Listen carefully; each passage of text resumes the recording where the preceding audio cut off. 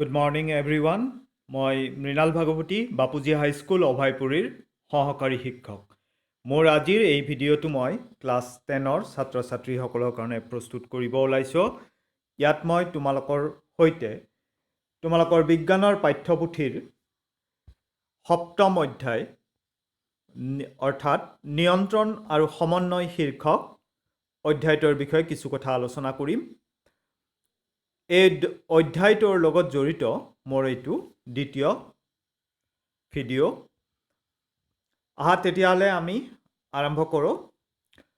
প্ৰথমে আমি চাই লওঁ মানুহৰ স্নায়ুতন্ত্ৰৰ মুখ্য অংগবোৰ কি।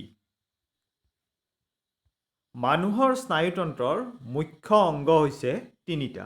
সেইকেইটা হ'ল মস্তিষ্ক, ব্ৰেইন, ইংৰাজীত ব্ৰেইন বুলি কোৱা হয়, স্নায়ুৰজ্জু, ইংৰাজীত স্পাইনেল কৰ্ড, আৰু স্নায়ু আৰু ইংৰাজীত নাৰ্ভ।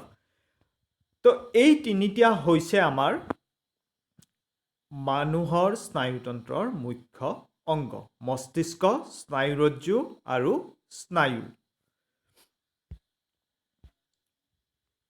এতিয়া চোৱা, তোমালোকে তোমালোকৰ যদি আমাৰ মূৰটো লাৰি চোৱা, তেতিয়া কেনেকুৱা অনুভৱ হয়? টান টান যেন লাগেনে? কিহৰ কাৰণে বাৰু টান লাগিছে এনেকুৱা? টান লগাৰ কাৰণটো হ'ল আমি মূৰটো চুলে আমি লাও খোলাটো আমাৰ হাতত লাগে। গতিকে লাও খোলাটো কঠিন, যাৰ কাৰণে টান লাগে। কিন্তু মস্তিষ্ক হৈছে কোমল, থপথপীয়া পদাৰ্থৰে গঠিত। গতিকে এই মস্তিষ্কটো এটা টান খোলাই আৱৰি ৰাখিছে, যাক আমি লাও খোলা বা ইংৰাজীত স্কাল বুলি কৈছোঁ। আৰু এই স্কালটো থকাৰ কাৰণে কি হৈছে, আমাৰ ই মস্তিষ্কক সুৰক্ষা প্ৰদান কৰিছে। আমাৰ মস্তিষ্ক আঘাতপ্ৰাপ্ত নোহোৱাকৈ আছে। কাৰ কাৰণে? স্কালৰ কাৰণে। তাৰপিছত স্নায়ুৰজ্জু। স্নায়ুৰজ্জুডাল নলিকা সদৃশ, চুঙা আকৃতিৰ, আৰু ই কাৰ মাজত থাকে? মেৰুদণ্ডৰ মাজত থাকে। এতিয়া তোমালোকে যেতিয়া চিত্ৰ এটা চোৱা, কিতাপতে হওক বা বেলেগ ঠাইতে হওক, তেতিয়া তোমালোকৰ এটা কনফিউজন হ'ব পাৰে যে এই মেৰুদণ্ডডাল, ভাৰ্টিব্ৰেল কলম, সেইডালকে স্নায়ুৰজ্জু বুলি কয় নেকি? তেনেকুৱা ধৰণৰ এটা কনফিউজন হ'ব পাৰে। গতিকে মই এইখিনি কথা উনুকিয়াব খুজিছোঁ। আমাৰ মেৰুদণ্ড, ভাৰ্টিব্ৰেল কলম আৰু স্নায়ুৰজ্জু বা স্পাইনেল কৰ্ড দুটা বেলেগ বস্তু। মেৰুদণ্ডৰ মাজত স্নায়ুৰজ্জুডাল সোমাই থাকে। আৰু মস্তিষ্কক যেনেকৈ লাও খোলাটোৱে সুৰক্ষা প্ৰদান কৰিছিল, তেনেকৈ স্নায়ুৰজ্জুডালক মেৰুদণ্ডই সুৰক্ষা প্ৰদান কৰে। ঠিক আছে? চিত্ৰটো চালে আকৌ ক্লিয়াৰ হ'ব তোমালোকৰ। মই অলপ পিছত দেখুৱাই দি আছোঁ। এতিয়া চোৱা, কাৰ্যৰ ওপৰত ভিত্তি কৰি স্নায়ু তিনি প্ৰকাৰৰ। প্ৰথমটো চোৱা কি? সংজ্ঞাবাহী স্নায়ু, চেঞ্চৰী নাৰ্ভ। থাকিব নামটো মনত। এই সংজ্ঞাবাহী স্নায়ুৰ কাম কি? এই স্নায়ুৱে দেহৰ আন অংগৰ পৰা বা অংশৰ পৰা মগজুলৈকে বাৰ্তা কঢ়িয়াই আনে। তেনেহ'লে আমাৰ ব্ৰেইনলৈকে দেহৰ বিভিন্ন অংশৰ পৰা বাৰ্তা যি স্নায়ুৰে আহিব, সেই স্নায়ু হৈছে সংজ্ঞাবাহী স্নায়ু, ইংৰাজীত চেঞ্চৰী নাৰ্ভ বুলি কোৱা হয়। তাৰপিছত 2 নম্বৰতে কি আছে? আজ্ঞাবাহী স্নায়ু। এই আজ্ঞাবাহী স্নায়ু, ইংৰাজীত যাক মটৰ নাৰ্ভ বুলি কোৱা হয়, ইয়াৰ ফাংচনটো সংজ্ঞাবাহী স্নায়ুৰ ওলোটা। গতিকে ওলোটা হ'লে কি হ'ব লাগিব? ব্ৰেইনৰ পৰা স্নায়ু প্ৰেৰণা কঢ়িয়াই নিব লাগিব। ক'লৈকে? দেহৰ আন অংশলৈকে। বুজি পালানে? সংজ্ঞাবাহী স্নায়ুৱে দেহৰ আন অংশৰ পৰা মগজুলৈকে বাৰ্তা কঢ়িয়াই আনে, আৰু আজ্ঞাবাহী স্নায়ুৱে মগজুৰ পৰা দেহৰ আন অংশলৈ বাৰ্তা কঢ়িয়াই নিয়ে গতিকে তোমালোকক সুধিব পাৰে গতিকে ডিফাৰেন্সটো ভালকে চাই ল'বা এতিয়া আহিছো তৃতীয় প্ৰকাৰৰ এটা স্নায়ু সেইটো হৈছে অন্তৰ্বৰ্তী স্নায়ু ৰিলে নাৰ্ভ তোমালোকে ৰিলে ৰেচ দেখিছানে 4x100 মিটাৰ ৰিলে ৰেচ যে হয় দৌৰ 4টা প্লেয়াৰ থাকে এজন প্লেয়াৰে প্ৰথম 100 মিটাৰ দৌৰিলে হাতত ছুটি লাঠি এডাল লৈ যায় না বেটন এটা লৈ যায় সেইটো গৈ পিনে সিহঁতৰ টিমৰ 100 মিটাৰ দৌৰাৰ পিছত সিহঁতৰ টিমৰ বেলেগ এটা প্লেয়াৰক দি দিয়ে তাৰপিছত 2 নম্বৰ প্লেয়াৰটোই এথলিটজনে দৌৰিলে 100 মিটাৰ তাৰপিছত সিহঁতৰ টিমৰে বেলেগ এটাক দি দিব তে এনেকৈ এটাই আনটক বেটনডাল দি দিয়ে হয়নে অৰ্থাৎ সংযোগ হয় তাতে হয়নে তো ইয়াতো কি হ'ব অন্তৰ্বৰ্তী স্নায়ু বা ৰিলে নাৰ্ভে ই কি কৰিব সংযোগৰ যোগাযোগৰ কাম কৰিব কাৰ মাজত কৰিব আগত যি দুটা আমি প্ৰকাৰ পালোঁ কি সংজ্ঞাবাহী স্নায়ু আৰু আজ্ঞাবাহী স্নায়ু গতিকে অন্তৰ্বৰ্তী স্নায়ুৱে সংজ্ঞাবাহী স্নায়ু আৰু আজ্ঞাবাহী স্নায়ুৰ মাজত সংযোগ বা যোগাযোগৰ কাম কৰে এতিয়া আহিছো স্নায়ুতন্ত্ৰৰ প্ৰধান ভাগলৈকে তেনেহ'লে চোৱা স্নায়ুতন্ত্ৰৰ প্ৰধান ভাগ হৈছে দুটা কি এক কেন্দ্ৰীয় স্নায়ুতন্ত্ৰ আৰু প্ৰান্তীয় স্নায়ুতন্ত্ৰ ইংৰাজীত কেন্দ্ৰীয় স্নায়ুতন্ত্ৰক চেন্ট্ৰেল নাৰ্ভাছ চিষ্টেম বুলি কোৱা হয় শ্বৰ্টকৈ CNS আৰু প্ৰান্তীয় স্নায়ুতন্ত্ৰ মানে হৈছে পেৰিফেৰেল নাৰ্ভাছ চিষ্টেম শ্বৰ্টকৈ PNS এতিয়া চোৱা চেন্ট্ৰেল নাৰ্ভাছ চিষ্টেম কেন্দ্ৰত আছে হয়নে কি বা কেন্দ্ৰত আছে আমি এতিয়া চাই লওঁ চোৱা এই চিত্ৰত মই কালাৰটো চেঞ্জ কৰি লৈছোঁ আচ্ছা এই চিত্ৰত চোৱা এই যে অৰেঞ্জ কালাৰৰ এইখিনি হৈছে ব্ৰেইন মগজু মস্তিষ্ক আৰু তলৰ পিনে যে তোমালোকে অৰেঞ্জ কালাৰৰ লাইন এডালৰ দৰে দেখিছা এইখিনিৰ ভিতৰত এইটো হৈছে তোমালোকৰ স্নায়ুৰজ্জু স্পাইনেল কৰ্ড এতিয়া চোৱা এই মস্তিষ্ক আৰু স্নায়ুৰজ্জু এই মানুহজনৰ দেহটোৰ মাজত আছেনে গতিকে এই মস্তিষ্ক আৰু স্নায়ুৰজ্জু হৈছে তোমাৰ কেন্দ্ৰীয় স্নায়ুতন্ত্ৰৰ অংশ বুজি পাইছানে কিয় মাজত আছে হয়নে মাজত আছে কাৰণে এতিয়া চোৱা আমাৰ এই ব্ৰেইনৰ পৰা এই যে মগজুটো আছে তাৰ পৰা কিছুমান এনেকৈ নাৰ্ভ ওলাইছে ব্ৰেইনৰ পৰা তাৰপিছত স্নায়ুৰজ্জুৰ পৰা কিছুমান এনেকৈ নাৰ্ভ ওলাইছে ব্ৰেইনৰ পৰা যিবিলাক নাৰ্ভ ওলাই তাক ক্ৰেনিয়েল নাৰ্ভ বা কৰোটীয় স্নায়ু বুলি কোৱা হয় আৰু স্নায়ুৰজ্জুৰ পৰা ওলোৱা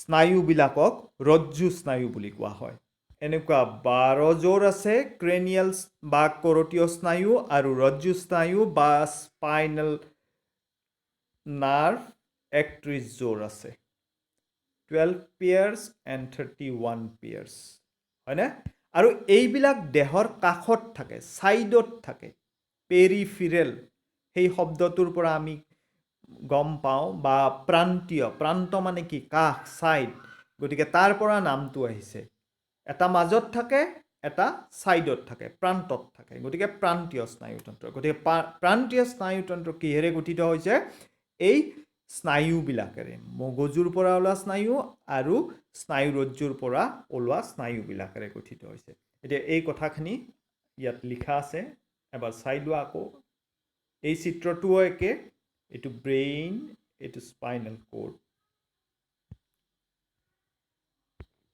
চোৱা কেন্দ্ৰীয় স্নায়ুতন্ত্ৰ মস্তিষ্ক আৰু স্নায়ুৰজ্জুৰ দ্বাৰা গঠিত এই কথাখিনি ক'লোৱে তোমালোকক হয়নে তেনেকৈ প্ৰান্তীয় স্নায়ুতন্ত্ৰ মস্তিষ্কৰ পৰা উৎপন্ন কি ক্ৰেনিয়েল বা কৰতীয় স্নায়ু আৰু স্নায়ুৰজ্জুৰ পৰা উৎপন্ন ৰজ্জু স্নায়ুৰ দ্বাৰা গঠিত ঠিক আছে নেক্সট পেজটোলৈকে গুচি যাওঁ এইবাৰ চাম আমি হিউমেন ব্ৰেইনটো কি আমাৰ দেহৰ কেপ্টেইন হয়নে যেনেকুৱা টিম এটাৰ ক্ৰিকেট টিম এটাৰ বা ফুটবল টিম এটাৰ এজন কেপ্টেইন থাকেনে কেপ্টেইনজনৰ নিৰ্দেশ মতে বাকী প্লেয়াৰবিলাকে চলে তেনেকৈ আমাৰ দেহটোও ব্ৰেইনৰ নিৰ্দেশ মতে চলে গতিকে এইটো most important part আমাৰ দেহৰ এতিয়া আমি চাই লওঁ এই মস্তিষ্কৰ অংশবিলাক কি কি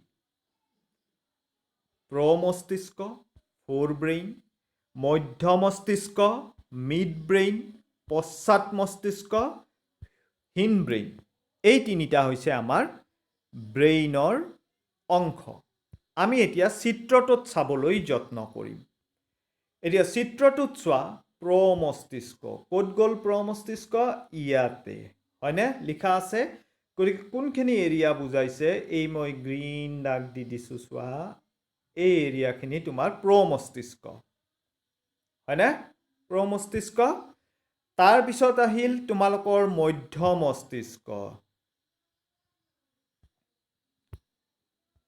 এই চোৱা মধ্য মস্তিষ্ক কোনখিনিত দেখুৱাই দিছে ইয়াতে এই মাজৰ এইখিনি হৈছে মধ্য মস্তিষ্ক ঠিক আছে এইবাৰ আহিল পশ্চাৎ মস্তিষ্ক ইয়াতে লিখা আছে পশ্চাৎ হিনব্ৰেইন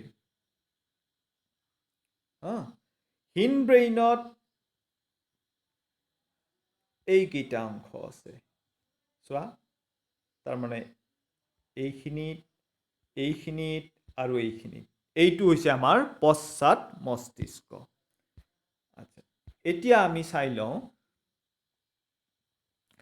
প্ৰমস্তিষ্ক মূলতঃ চেৰিব্ৰামৰ দ্বাৰা গঠিত নামটো মনত ৰাখিবা কি চেৰিব্ৰাম এবাৰ চাই লওঁ চেৰিব্ৰাম কোনখিনি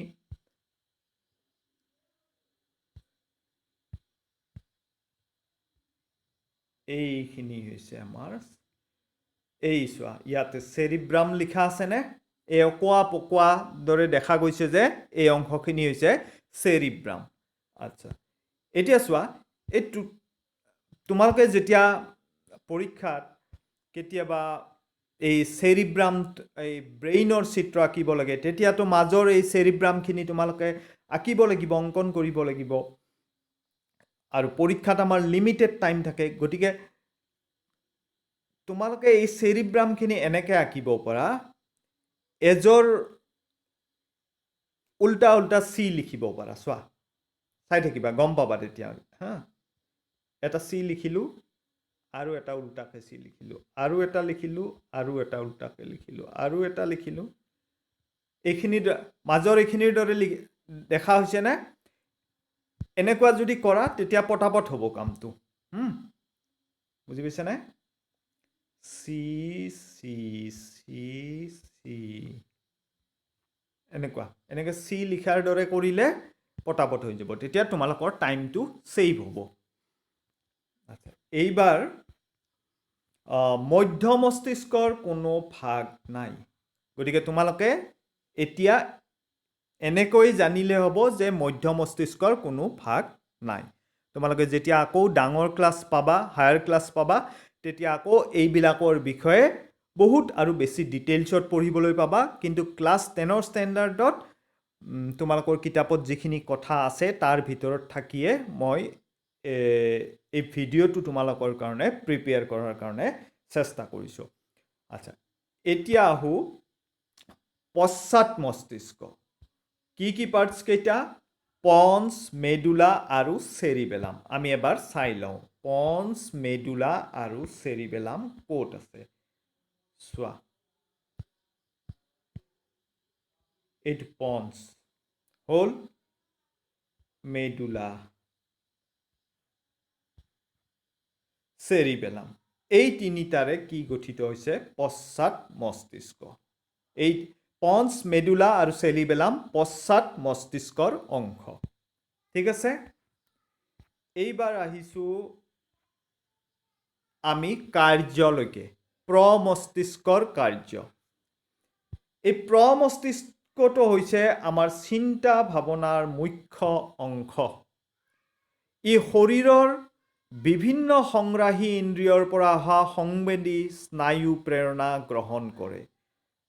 তোমালোকে জানাই যে ইন্দ্ৰিয়বোৰে কি সংবেদনা গ্ৰহণ কৰিব পাৰে আৰু সেই সংবেদনাবোৰ সংজ্ঞাবাহী স্নায়ুৰ জৰিয়তে প্ৰবাহিত হয়।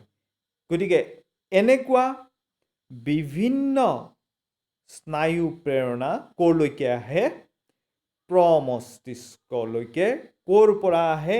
ইন্দ্ৰিয়সমূহৰ পৰা। প্ৰমস্তিষ্কৰ বেলেগ বেলেগ অংশৰ বেলেগ বেলেগ অনুভূতি গ্ৰহণ কৰিব পৰা ক্ষমতা আছে। মানে বেলেগ বেলেগ অংশই বেলেগ বেলেগ অনুভূতি গ্ৰহণ কৰিব পৰাকৈ সক্ষম। যে কোনোবা এটা অংশই শ্ৰৱণ অনুভূতি, কোনোবাই ঘ্ৰাণ, কোনোবাই দৃষ্টি, এইবিলাকৰ অনুভূতি ল'ব পাৰে। ঠিক আছে? বিভিন্ন সংবেদী ইন্দ্ৰিয়ৰ পৰা অহা স্নায়ু প্ৰেৰণা আৰু মস্তিষ্কত ইতিমধ্যে সঞ্চিত হৈ থকা বাৰ্তাসমূহ বিশ্লেষণ কৰাৰ বাবে মস্তিষ্কত নিৰ্দিষ্ট কিছুমান স্থান থাকে। এই যে ইন্দ্ৰিয়বিলাকৰ পৰা স্নায়ু প্ৰেৰণাবিলাক প্ৰমস্তিষ্কলৈকে আহিলে আৰু মস্তিষ্কত আগৰে পৰা সঞ্চিত হৈ থকা বাৰ্তাসমূহ কি হ'ব? বিশ্লেষণ কৰা, এনালাইচিছ কৰাৰ কাৰণে বিশেষ কিছুমান স্থান থাকে। এই সকলোবিলাকৰ ওপৰত ভিত্তি কৰি বাৰ্তাসমূহৰ বিপৰীতে সিদ্ধান্ত গ্ৰহণ কৰিব পাৰি। আৰু তাৰ প্ৰেৰণা শৰীৰৰ আজ্ঞাবাহী অংশলৈ যায়, যিয়ে ঐচ্ছিক পেশীৰ সঞ্চালন নিয়ন্ত্ৰণ কৰে। এতিয়া এই বাৰ্তাসমূহ বিশ্লেষণ কৰা হ'ব। তাৰপিছত এটা সিদ্ধান্ত গ্ৰহণ কৰা হ'ব। এতিয়া সেই সিদ্ধান্তটো স্নায়ু প্ৰেৰণা হিচাপে ক'লৈকে যাব লাগিব? আমাৰ পেশীলৈকে যাব লাগিব। কিহৰ সহায়ত আহিব? আজ্ঞাবাহী স্নায়ুৰ সহায়ত আহিব। গতিকে আমি এটা কথা ক'ব পাৰোঁ যে আমাৰ যিবিলাক ঐচ্ছিক পেশী আছে দেহত, সেই ঐচ্ছিক পেশীৰ সঞ্চালন প্ৰমস্তিষ্কই নিয়ন্ত্ৰণ কৰে। প্ৰমস্তিষ্কৰ কাৰণে এই ঐচ্ছিক পেশীবিলাকৰ চলাচল বা সঞ্চালন কৰাটো সম্ভৱপৰ হৈছে। ইয়াৰ উপৰি কিছুমান অনুভূতি আছে, যেনেকুৱা আমি কেতিয়াবা কওঁ যে আমাৰ আৰু খাব মন নাযায়, অধিক খোৱা যেন লাগে, ভোক নাই আৰু, তেনেকুৱা এটা অনুভূতি। বা কেতিয়াবা ভোক লাগে খুব জোৰে, খুব ভোক লাগিছে, একদম খাব পোৱা নাই। ভোক লাগিলে আমি গম পাই যাওঁ নহয়। এই ভোক অনুভূতিৰ কাৰণে প্ৰমস্তিষ্কত এটা সুকীয়া স্থান আছে, যাৰ কাৰণে আমি গম পাই যাওঁ যে খোৱাৰ প্ৰয়োজন আছে নে নাই। তাৰপিছত চাওঁ আমি মধ্য মস্তিষ্ক আৰু পশ্চাৎ মস্তিষ্কৰ কাৰ্য। আমাৰ দেহত বহুতো অনৈচ্ছিক কাৰ্য মধ্য মস্তিষ্ক আৰু পশ্চাৎ মস্তিষ্কই নিয়ন্ত্ৰণ কৰে। ঐচ্ছিক কাৰ্য যেনেকুৱা আছে, যেনেকৈ তোমালোক হাতখন যদি লৰাইছা বা ক'ৰবালৈ দৌৰি গৈছা, বেগাই গৈছা বা লাহে গৈছা, এইবিলাক হৈছে আমাৰ ঐচ্ছিক কাৰ্য। বল এটা আহিছে, বলটো ভৰিৰে ধুমকৈ মাৰি দিছা, এইবিলাক ঐচ্ছিক কাৰ্য। কিন্তু সকলোবিলাক কাৰ্যইতো আমাৰ দেহত ঐচ্ছিক কাৰ্য নহয়। যেনেকুৱা তোমালোকৰ হৃদপিণ্ডটোৰ কথা ভাবা, হৃদপিণ্ডটো ধপধপাই আছে। তুমি যদি আজি ইচ্ছা কৰা যে মই এই ধপধপনিটো বঢ়াই দিওঁ বা মই এই ধপধপনিটো কমাই দিওঁ, বা আমি যদি ইচ্ছা কৰোঁ এই হাৰ্টটোৰ বৰ কষ্ট হৈছে, দিনে ৰাতি কাম কৰি আছে, ইয়াক অলপ ৰেষ্ট ল'ব দিওঁ, অলপ ৰেষ্ট দিওঁ। Is that possible? এইটো তুমি নিয়ন্ত্ৰণ কৰিব পাৰিবানে?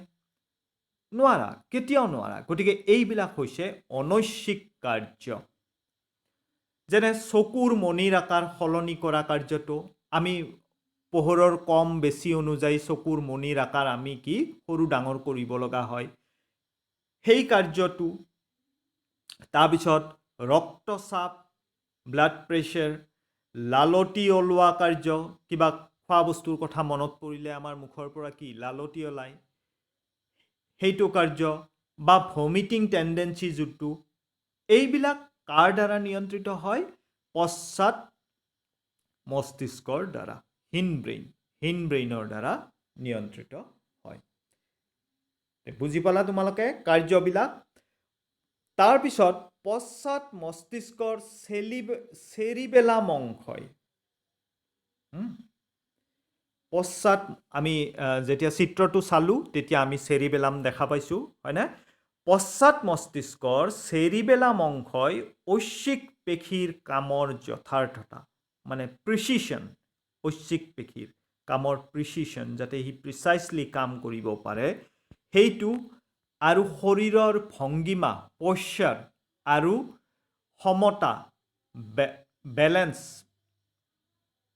মেইনটেইন কৰাৰ কাম কৰে গতিকে আমাৰ শৰীৰৰ ভংগীমা আৰু সমতা মেইনটেইন কৰাৰ কামটো কোনে কৰে পশ্চাৎ মস্তিষ্কই যেহেতু পশ্চাৎ মস্তিষ্কই এই কামটো কৰে তাৰ কাৰণে আমি কি কৰিব পাৰোঁ আমি যদি বাঁহ এডালৰ ওপৰেৰে খোজকাঢ়ি যাব লগা হয় আমি খোজকাঢ়ি যাব পাৰিম কাৰণ পশ্চাৎ মস্তিষ্কই এই কামটো কৰি আছে আৰু তাৰ কাৰণে আমি যেহেতু ভংগীমা আৰু সমতা বজাই ৰখা কামটো পশ্চাৎ মস্তিষ্কই কৰি আছে গতিকে আমি চাইকেল চলাব পাৰোঁ ধুপুচকে পৰি নাযাওঁ চাইকেলখন চলাই থাকোঁতে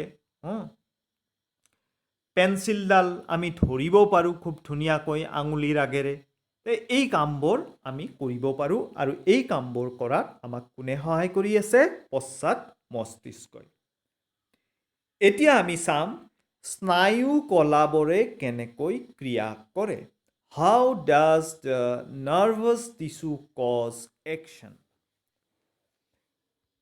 মস্তিষ্কলৈ বাৰ্তাবিলাক যায় তোমালোকে গম পালা হয়নে তাৰপিছত সেই বাৰ্তাবিলাক সংজ্ঞাবাহী স্নায়ুৰে যাব সেই বাৰ্তাবিলাকৰ কি হ'ব বিশ্লেষণ হ'ব এনালাইচিছ হ'ব তাৰপিছত আকৌ কিবা এটা বাৰ্তা বা সিদ্ধান্ত ক'লৈকে আহিব লাগিব পেশীলৈকে আহিব লাগিব হয়নে আল্টিমেট কামটো অন্তিম কামটো কিন্তু পেশীয়ে কৰে হয়নে বাঘ এটা দেখিছা ভয় লাগি তুমি দৌৰিছা এই দৌৰা কামটোত তোমাক হাত আৰু ভৰিয়ে সহায় কৰি আছে না নাই হাত আৰু ভৰিৰ পেশীয়ে নিশ্চয় আছে হাত ভৰিৰ পেশীয়ে যদি তোমাক সহায় নকৰে তুমি ইচ্ছা কৰিলেও দৌৰিব পাৰিবা নেকি নোৱাৰা কেতিয়াও নোৱাৰা চ' অন্তিম কামটো কিন্তু পেশীয়ে কৰিব তেনেহ'লে পেশীত কি হয় কি এনেকুৱা কি হয় যাৰ কাৰণে পেশীয়ে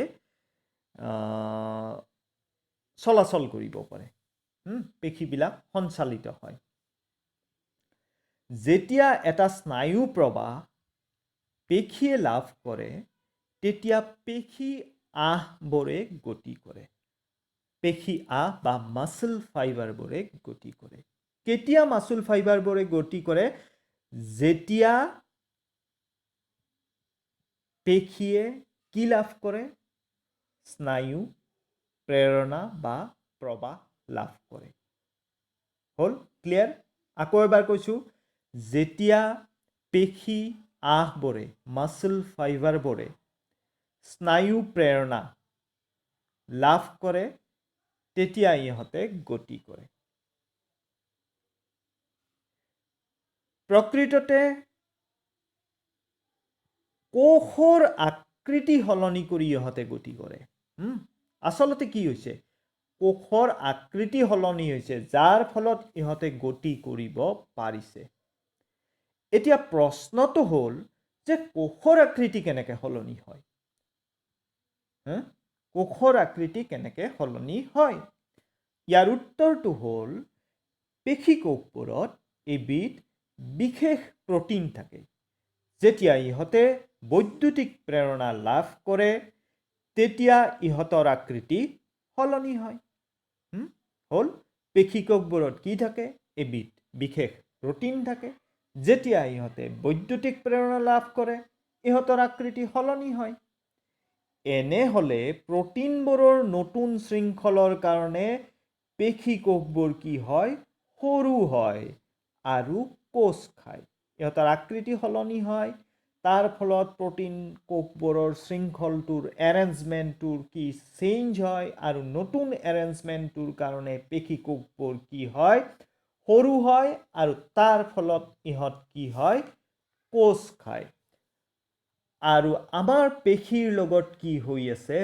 বোনবিলাক হাড়বিলাক সংযুক্ত হৈ আছে গতিকে পেশী যেতিয়া কোষ খাব তেতিয়া তাৰ লগত সংযুক্ত হৈ থকা হাড়বোৰো কি হ'ব টান খাব ফলত পেশীবোৰ কি হ'ব চালিত হ'ব ঠিক আছে বুজি পাইছা গতিকে মোৰ আজিৰ এই ভিডিঅ'টো মই ইয়াতে সমাপ্ত কৰিব ওলাইছো পৰৱৰ্তী ভিডিঅ'ত এই অনুশীলনীটোৰ বাকী অংশবিলাক তোমালোকৰ সৈতে আলোচনা কৰাৰ আশাৰে মোৰ আজিৰ ভিডিঅ'টো ইয়াতে সমাপ্ত কৰিলোঁ ধন্যবাদ